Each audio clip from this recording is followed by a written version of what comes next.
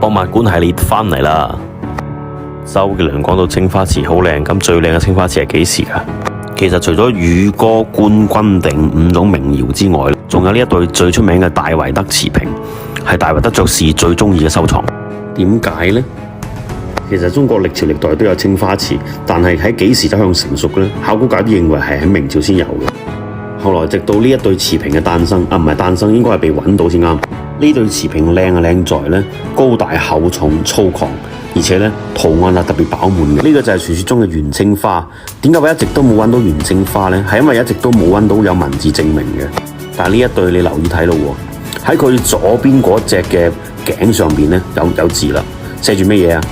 其實上面寫得好清晰啊，睇下寫住信州路玉山縣順城鄉德里經堂社奉聖弟子張文俊喜捨香爐花瓶一副，祈祝合家清潔子女平安。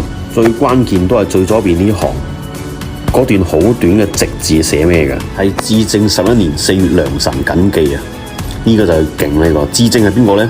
嘅元順帝至正天子嘅年號啊！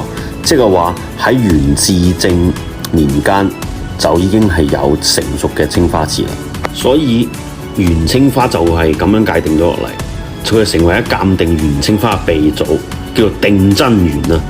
佢有個學名嘅喎，叫做仗耳元至正青花仗耳龍紋瓶。因為有咗呢對瓶做基準咧，先有咗後邊咧蘇富比嗰對鬼谷子下山圖嘅元青花瓶嘅拍賣幾個億㗎，靚唔靚呢？